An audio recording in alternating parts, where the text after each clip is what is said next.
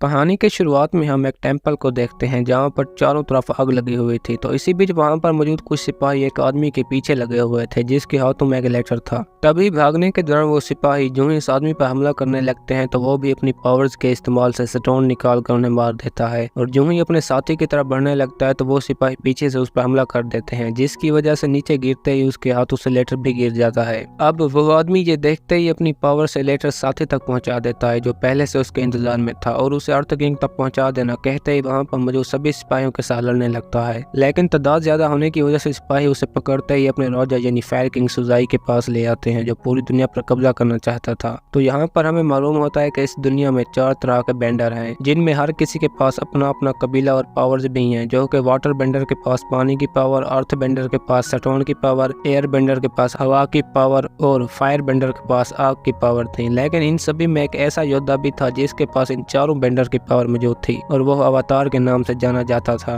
क्योंकि वो सबसे पावरफुल होने की वजह से इन चारों बेंडर के दरमियान बैलेंस रखता था ताकि वो आपस में फाइट ना करें। लेकिन इसी बीच अवतार की डेथ होते ही फायर बेंडर का राजा सुजाई पावरफुल होने की वजह से सभी बेंडर में मौजूद लोगों को मारता जा रहा था, क्योंकि वो नहीं जानता था कि इसके बाद अगला अवतार किस बेंडर में से होगा, जिसकी वजह से वो गुस्से में आकर उस आदमी को भी आग में जला देता है। तो इसके बाद हम साउदर्न एयर टेंपल देखते हैं जहाँ पर हैंग नाम का एक लड़का अपनी पावर से हवा में उड़ रहा था, जिसे देखते ही सभी एयर बेंडर हैरान हो जाते हैं क्योंकि वो बिल्कुल ही अजीब हरकतें कर रहा था। तभी नीचे आते ही उसका मास्टर गेट्सो हैंग को ऐसा करने से मना करता है क्योंकि वो अपनी ट्रेनिंग पर ध्यान नहीं दे रहा था। हैंग ये सुनता ही अपने मास्टर से कहता है कि वो हर बार एक ही ट्रेनिंग से बोर हो गया है क्योंकि उसके पास टेंपल में मौजूद बाकी सभी लड़कियों से कुछ एक्स्ट्रा पावर्स थी। लेकिन गेट्सो उसे यह कहकर ट्रेनिंग करने का कहता है कि अभी तुम्हें बहुत कुछ सीखना है, जिसे सुनते ही हैंग वहां से चला जाता है। तो इसी बीच और एयर बेंडर वहां आकर मास्टर से हैंग को सब कुछ बताने का कहता है, लेकिन मास्टर ये सुनते ही उसे मना कर देता है क्योंकि हैंग भी बहुत ही छोटा था। जिसके बाद टेंपल में मौजूद सभी मास्टर हैंग को सब सच बताने का कहते हैं। तो यहाँ पर हमें मालूम होता है कि हैंग ही अगला अवतार है जिसे फायर बेंडर वाले चारों तरफ ढूंढ रहे थे, लेकिन वो अभी भी अपनी पावर के बारे में कुछ भी नहीं जानता था, जिसकी वजह से बेंडर का राजा उसे सब बताने का कहता है ताकि वो चारों बेंडर की पावर्स के इस्तेमाल से एक अवतार बन सके। अब मास्टर ये सुनते ही हैंग को अपने साथ लाकर एक्स अवतार का स्टैचू दिखाता है जो इससे पहले चारों बेंडर का राजा था। तभी बातों के दौरान वो हैंग को यह भी बता देता है कि अब तुम ही आखिरी अवतार हो जिसे फायर बेंडर वाले चारों तरफ ढूंढ रहे हैं, और यह भी कहता है कि वो इन चारों बेंडर में जाकर उनकी फाइटिंग स्किल सीखे ताकि वो पावरफुल होकर फिर से इन चारों बेंडर पर राज कर सके। लेकिन हैंग ये सब सुनते ही बहुत ज्यादा हैरान हो जाता है और पूरी रात भी इस सब के बारे में सोचने लगता है क्योंकि वो अपने टेंपल को छोड़कर बिल्कुल भी नहीं जाना चाहता था। लेकिन आखिरकार गेट्सो की बात मानते ही एप्पा को अपने साथ लेकर वहां से चला जाता है जो बचपन से हैंग का पेट था। तो दूसरी तरफ फायर नेशन वाले भी अवतार को ढूंढते ढूंढते टेंपल पहुंच जाते हैं और वहां पर मौजूद सभी बेंडर को लड़ने लगते हैं, लेकिन हैंग वहां से जा चुका था। जिसके बाद वो सभी टेंपल में मौजूद सारे एयर बेंडर को मार देते हैं। तो दूसरी तरफ जब हैंग जा रहा था तो रास्ते में तूफान आने की वजह से पानी में गिर जाता है, जिसके बाद नीचे जाते ही हैंग के अंदर से एक बहुत ही पावरफुल लाइट निकलती है। अब हम कटारा नाम के एक खूबसूरत वाटर बेंडर को देखते हैं जो पानी के अंदर अपनी प्रैक्टिस कर रही थी, लेकिन नाकाम होने की वजह से वापस कबीले आ जाती है जहाँ पर उसका भाई सोका सभी बच्चों को ट्रेनिंग दे रहा था। तभी कटारा के आते ही सोका उसे अपने साथ फिशिंग पर चलने का कहता है। इसे सुनते ही वो दोनों एक बोट पर समंदर में पहुंच जाते हैं जहाँ पर सोका उसे अपनी पावर इस्तेमाल करने से मना करता है क्योंकि वो नहीं चाहता था कि यहाँ पर किसी को भी उनके बारे में पता चले। जिसे सुनकर कटारा बताती है कि वो ये सब कुछ छुप कर करती है क्योंकि सोका को डर था कि कहीं फायर बेंडर वालों ने ढूंढ न ले। कटारा ये सुनने के बाद सोका को बताती है कि वो कभी भी अपने कल्चर को नहीं छोड़ सकते, जिसकी वजह से सोका उस पर गुस्सा होने लगता है और जो ही आगे जाते हैं तो पानी में तेजी होने की वजह से किनारे पर आ लगते हैं, जिसकी वजह से उनकी बोट पीछे चली जाती है। जिसे देखते ही सोका बहुत ज्यादा परेशान हो जाता है, लेकिन कटारा अपने सामने एक आइस सर्कल को देखकर हैरान रह जाती है जो कि बहुत ही बड़ा था। लेकिन इसी बीच सोका के कहने पर अपनी पावर से बोट को वापस लाने लगती है। तो इसी बीच सर्कल के ब्लास्ट होते ही अंदर से एक बहुत ही पावरफुल लाइट निकलती है, जिसके खत्म होते ही हैंग उन दोनों के सामने आ जाता है जो पूरी तरह से अपनी पावर्स में था और नीचे गिरते ही बेहोश हो जाता है। अब कटारा और सोका ये देखते ही हैंग को अपने साथ कबीले ले आते हैं जहाँ पर एक बूढ़ी औरत उसे देखते ही सभी को बाहर जाने का कहती है क्योंकि वो जान गई थी कि हैंग एक एयर बेंडर है। तभी सोते वक्त हैंग भी दोबारा से खुद को पानी में डूबता हुआ देखता है, जिसके बाद नींद से जागते ही हैंग बाहर आकर सभी बच्चों को देखने लगता है जो बर्फ के साथ खेल रहे थे। तो इसी भी सोका वहां पर आता ही बच्चों को हैंग से दूर रहने का कहता है क्योंकि वो उसे अपने लिए खतरा समझ रहा था। तभी हैंग सोका को देखते ही उससे एप्पा के बारे में पूछने लगता है, लेकिन वो उसके बारे में बिल्कुल भी नहीं जानते थे।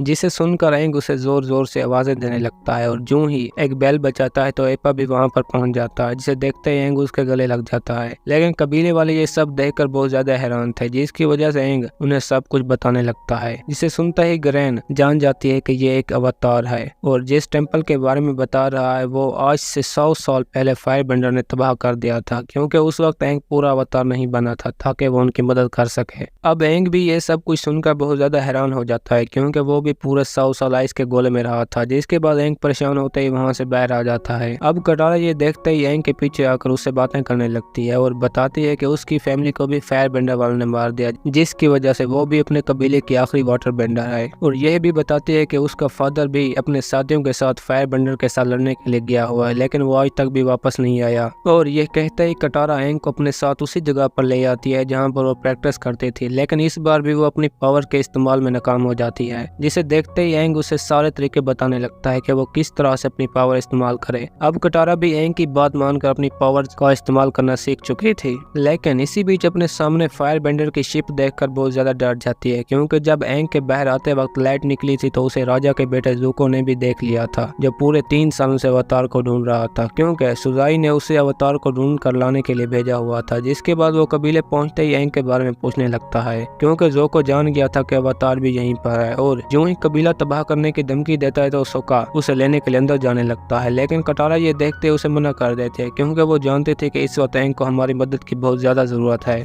जिसे सुनते ही सोका भी उसकी बात मान जाता है और अंदर आता ही अपना हथियार लेकर जोको के सामने आ जाता है। तभी जोको के सिपाही जो ही उसे देखकर आगे बढ़ने लगते हैं तो सोका इसी भी जोको को अपने साथ लड़ने का कहता है। इसे सुनते ही वो दोनों आपस में लड़ने लगते हैं, लेकिन जोको बहुत ही ज्यादा पावरफुल था, जिसकी वजह से वो लड़ाई में सोका को हरा देता है। और जो ही उसे मारने लगता है तो इसी बीच एंग अपनी पावर से सोका की जान बचा लेता है और सामने आते ही वहाँ पर मौजूद सभी सिपाहियों के साथ लड़ने लगता है। जिसे देखते ही सोका के ट्रेंड बच्चे भी उन पर हमला करने लगते हैं, बर्फ के गोले फेंकने लगते हैं। अब जोको इस सब की वजह से बहुत ज्यादा गुस्से में आ जाता है और जो ही उन्हें मारने लगता है तो इसी बीच एंग सामने आते ही उसे रोक लेता है, क्योंकि वो नहीं चाहता था कि मेरी वजह से किसी की भी जान जाए। और ये कहते ही जोको के साथ चलने के लिए राजी हो जाता है। तभी कटारा जो ही आगे बढ़ने लगती है तो सोका उसे पकड़ लेता है, क्योंकि एंग भी इन सब की वजह से बहुत ज्यादा खुश था कि सोका ने उसकी जान बचाने की खातिर जोको से लड़ाई की। और ये कहते ही जोको एंग को अपने साथ लाकर एक जेल में बंद कर देता है। और जो ही सिपाही वहां से जाने लगता है तो एंग अपनी चालाकी से सारी चाबियां निकाल लेता है, क्योंकि उसके पास भी एयर पावर थी। और ये करते ही वो लॉक खोलकर बाहर आ जाता है, लेकिन अपने सामने सिपाहियों को आता देखते ही एक रूम के अंदर चला जाता है, जहां पर उसे जोको की लिखी हुई एक बुक मिलती है, जिसके अंदर एयर बेंडर के बारे में सारी जानकारी मौजूद थी। तो दूसरी तरफ सोका भी एंग के जाने के बाद अपने कबीले की जिम्मेदारी एक और लड़के को दे देता है और खुद कटारा के साथ एंग को बचाने के लिए निकल पड़ता है, क्योंकि वो जानते थे कि एपा भी इस सब में उनकी मदद जरूर करेगा। अब एंग भी बुक पढ़ने के बाद जान गया था कि इसके अंदर जोको की पूरे 3 सालों की जानकारी मौजूद है। और एंग ये देखते ही बुक को अपने साथ लेकर वहां से भागने लगता है, लेकिन इसी भी जोको भी उसे देख लेता है और जो ही अपनी फायर पावर से एंग पर हमला करता है तो वो बड़ी तेजी के साथ नीचे गिरने लगता है। लेकिन इसी बीच कटारा और सोका वहां आकर एंग का हाथ पकड़ लेते हैं, जिसे देखने के बाद जोको जो ही उन पर हमला करता है तो कटारा भी उसे अपनी पावर से खत्म कर देती है, क्योंकि वो अब भी एंग की वजह से अपनी पावर सीख चुकी थी। जिन्हें देखते एंग बहुत ज्यादा खुश हो जाता है। लेकिन अब बड़ा मसला यह था कि वो अपने कबीले भी वापस नहीं जा सकते थे, क्योंकि जोको के सिपाही उन्हें चारों तरफ ढूंढ रहे थे। जिसे सुनने के बाद एंग उन्हें अपने टेंपल में ले आता है, जो पूरी तरह से टूटा हुआ था। तभी टेंपल देखने के दौरान यह तीनों जो ही आगे जाते हैं तो उन्हें वहां पर एक लाश दिखाई देती है। एंग उसे देखने के बाद जान जाता है कि यह उसके मास्टर गेट्सो की है और गुस्से में आते ही पूरे टेंपल को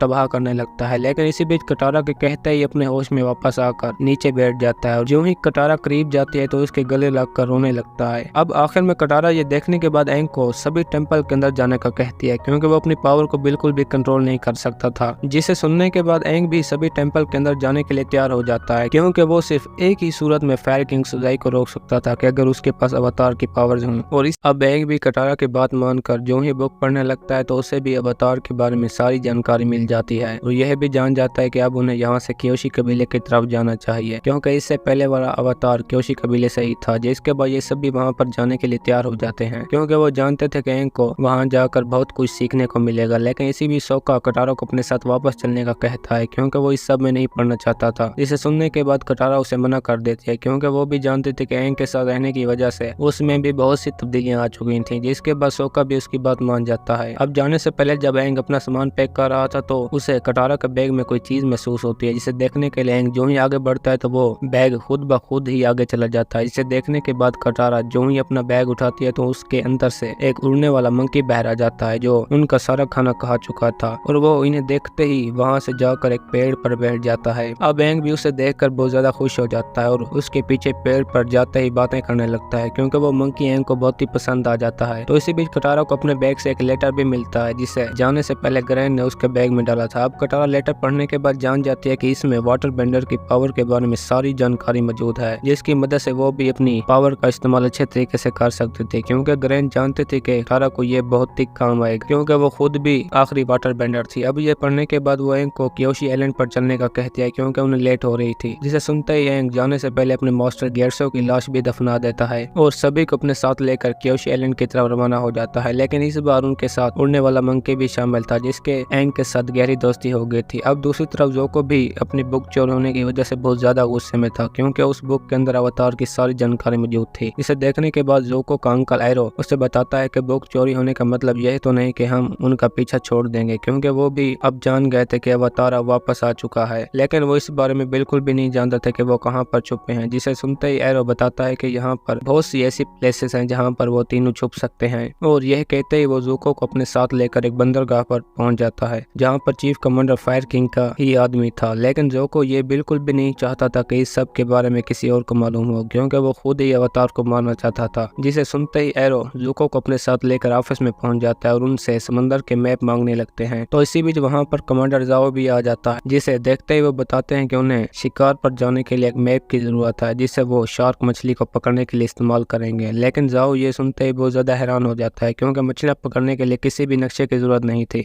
लेकिन जोको जो कि एक राजा का बेटा था इसलिए उनकी बात मान जाता है और उन्हें अपने पास सुबह वापस आने का कहता है। अब एंग भी सभी को अपने साथ लेकर क्योशी आइलैंड पर पहुंच जाता है जहाँ पर उन्हें कोई भी दिखाई नहीं देता। तो इसी भी सोका जो ही एक रूम के अंदर जाता है तो वहाँ पर क्योशी लड़कियां आते ही उन सभी को पकड़ लेती हैं, जिन्हें देखने के बाद कटारा उन्हें बताती है कि अब एंग ही अगला अवतार है। तो इसी बीच क्योशी अवतार के स्टेचू से लाइट निकलते ही एंग पर आ पड़ती है जिसे देखने के बाद वो सभी जान जाती हैं कि एंग ही अगला अवतार है और उन्हें अपने साथ लेकर कबीले पहुंच जाती हैं जहां पर उनकी रानी एंग को बताती है कि उन्होंने यहां पर पूरे 100 सालों से किसी भी बहर वाले को अंदर कदम नहीं रखने दिया और बहरी दुनिया से अपने सारे ताल्लुकात काट दिए ताकि वो फायर बेंडर वालों से महफूज रह सकें। जिसे सुनने के बाद एंग उन्हें बताता है कि वो भी यहीं रहकर उनकी फाइटिंग स्किल्स सीखना चाहता है ताकि वो अवतार बन सके। लेकिन रानी ये सुनते ही उन्हें मना कर देते हैं क्योंकि वो कोई भी रिस्क नहीं लेना चाहती थी। तो इसी बीच अपनी बेटी सुकी के कहते ही उनकी बात मान जाती है क्योंकि वो नहीं चाहती थी कि एक अवतार यहाँ से बिना कुछ सीखे जाए। जिसके बाद रानी सुकी की बात मानते ही उन्हें सिर्फ 2 दिन यहाँ पर गुजारने का कहती है। जिसे सुनते ही वो सभी खुश हो जाते हैं और कबीले के अंदर आते ही कटारा भी लेटर की मदद से अपनी ट्रेनिंग करने लगती है और वो आहिस्ता आहिस्ता से सब कुछ सीखती भी जा रही थी। जिसे देखने के बाद एंग बहुत ही खुश हो जाता है। जिसके बाद वो दोनों नदी किनारे एक दूसरे के साथ खेलने लगते हैं और कबीले आता ही एंग वहाँ पर मौजूद सभी बच्चों के साथ भी खेलने लगता है क्योंकि वो बहुत जल्द इन सभी के साथ घुल मिल गया था और वो उन्हें अपनी पावर भी इस्तेमाल करके दिखाता है जिसकी वजह से रानी भी ये सब देखकर बहुत ज्यादा खुश थी। तो दूसरी तरफ कमांडर जाओ को भी उसका सिपाही जुको के बारे में बताता है जो समंदर में मछलियां की बजाय अवतार के पीछे गए थे ताकि वो उसे खुद मार सकें और इसी वजह से उन्हें नक्शे की बहुत ज्यादा जरूरत थी। अब सोका भी कबीले के अंदर सुकी को देखने लगता है जो सभी लड़कियों को फाइटिंग की ट्रेनिंग दे रही थी क्योंकि सोका भी लड़ाई में बहुत ज्यादा कमजोर था जिसकी वजह से सुकी की नकल करने लगता है। लेकिन सुकी ये देखते ही सभी लड़कियों को बाहर भेजकर उसे ट्रेनिंग देने लगता है क्योंकि वो बिल्कुल भी फाइटिंग नहीं कर सकता था। अब रात होने के बाद जब कटारा जोको की बुक पढ़ रही थी तो जान जाती है कि अवतार और कहीं नहीं बल्कि एंग के अंदर ही मौजूद है जिसे उसने सिर्फ महसूस करना है क्योंकि क्योशी अवतार के होते ही यहाँ पर खामोशी छाई हुई थी। लेकिन अब फायर बेंडर वालों ने चारों तरफ तबाही मचा रखी है जिसकी वजह से एंग भी बहुत ज्यादा परेशान था क्योंकि उसका भी अपनी पावर्स पर कंट्रोल नहीं था। लेकिन फिर भी कटारा के कहने पर क्योशी अवतार के सामने बैठ जाता है ताकि वो उसे महसूस कर सके। तो इसी भी स्टेचू से लाइट निकलते ही वो एंग पर आ पड़ती है जिसके बाद वो एक और दुनिया में जाकर क्योशी अवतार के सामने पहुंच जाता है। तो वो एंग को बताती है कि तुम्हें एक अवतार बनने के लिए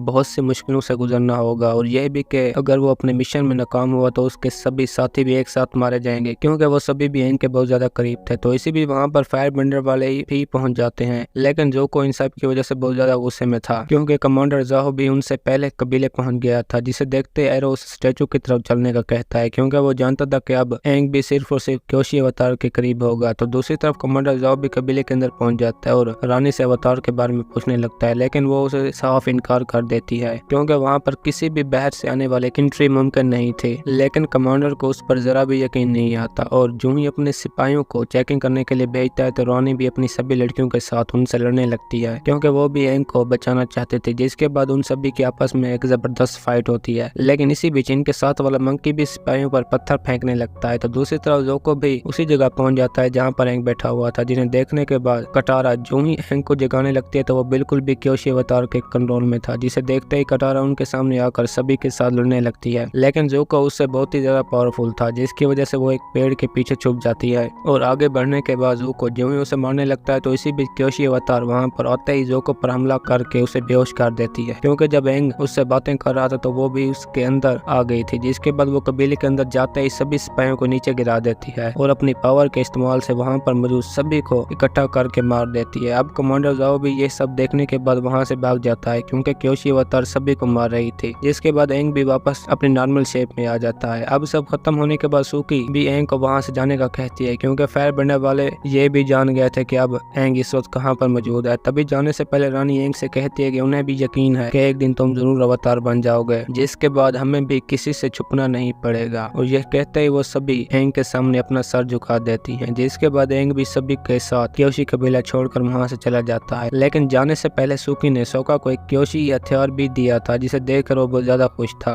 तो इसी बीच एंग उन्हें यह भी बताता है कि क्योशी अवतार ने उसे नादरन वाटर बेंडर की तरफ जाने का कहा है क्योंकि वहाँ पर कुछ तो बहुत ही ज्यादा बुरा होने वाला है जिसे सिर्फ एंग ही रोक सकता है। लेकिन कटारा ये सुनकर बहुत ज्यादा खुश थी क्योंकि वो वहाँ पर जाने के बाद अपनी प्रैक्टिस और भी बेहतर तरीके से सीख सकते थे। अब आखिर में जोको भी वापस आने के बाद जाहो को अपने साथ शामिल होने का कहता है क्योंकि वो बिल्कुल भी नहीं चाहता था कि इस सब के बारे में राजा को खबर मिले कि अवतार वापस आ चुका है। जिसे सुनते ही कमांडर जाओ भी उनकी बात मान जाता है और वो सभी एक ही टीम में शामिल हो जाते हैं कि वो इस सब के बारे में किसी को भी नहीं बताया गया। लेकिन आखिरकार सभी से छुपकर वो फायर बेंडर के राजा को एक लेटर पहुंचा देता है, जिसे पढ़ने के बाद वो जान जाता है कि अब अवतार वापस आ चुका है। और इसी के साथ हमारी आज की ये कहानी खत्म होती है। दोस्तों, अगर आपको हमारी कहानी पसंद आई हो तो वीडियो को लाइक और चैनल को सब्सक्राइब जरूर कीजिए।